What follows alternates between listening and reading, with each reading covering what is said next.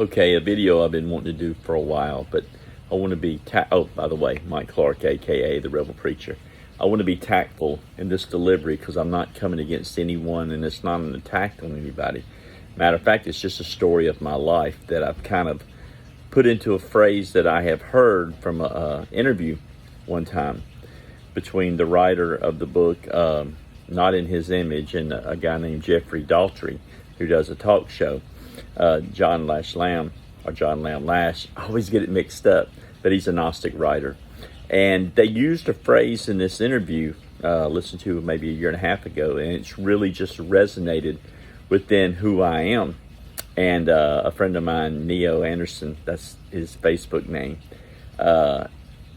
he laughs now. He used to be, a little put off by it, but now he kind of laughs because he understands where I'm coming from, because it's not an attack on Jews, Christians, or Muslims, or anything like that. It's just the fact that it's a truth. And the phrase is called the Abrahamic virus. And you say, well, Mike, what is an Abrahamic virus? Well, I was brought up in Christianity, and then went to Judaism. So all of my views spiritually came through that funnel of Torah, Tanakh, in the New Testament. And then, of course, Islam, their expression is going to be the Quran, which backs up much of the Torah. It does say some things have been corrected on it, but a lot of it has been, they say a lot of it's been altered and stuff like that. So understanding that when anything you look through spirituality within this camp, you're going to look through it through the lens of an Abrahamic virus. And you're corrupted in the start because you cannot see anything outside of that virus. I mean, everything's going to be, based within this book. And I'm saying that's not a bad thing. I'm just saying that's where a lot of people are, and it's where a lot of dogma can cause harm, because you're trying to make everything fit within that area of understanding and thought.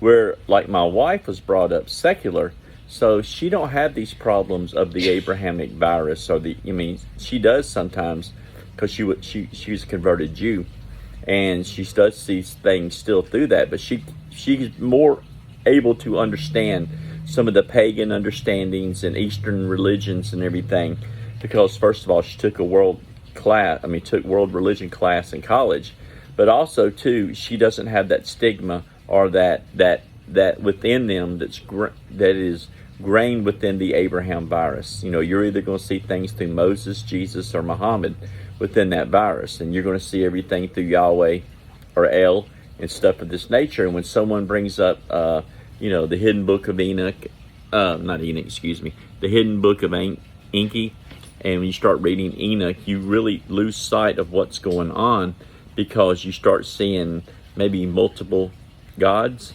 that you didn't see before. And then when you study history, you really see that the early Hebrews, early Jews, whatever you want to call them, they actually had more than one God, as we see that Yahweh had a wife.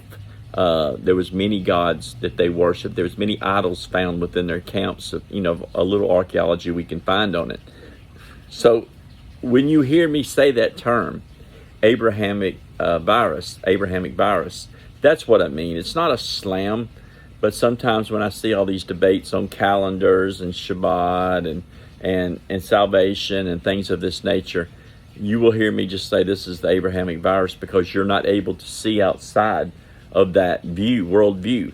You're not able to understand the way that pagans or Hinduism or maybe Buddhism understands these concepts. And my only advice to you would be to expand yourself in the studies of other religions to really understand where people are coming from. And then I think you'll see a better view that you have before. Now, I'm not saying you may not even leave the Abrahamic virus, but you will at least have a better understanding of who El is and who the ultimate creator is, and these things of these nature. Like, I'm not here to be your pastor. I'm here to just share the thoughts that I have, and that is one that I wanted to give to you. So if you have the Abrahamic virus, it can take 7 years, seriously, to rid yourself of this virus, and you will go mentally sometimes you know, because any new revelation, any new ascension within your spirit, you go through the dark night of the soul first, and that is a hard place to be. And I've been there many times because you doubt everything. So, be patient on your journey.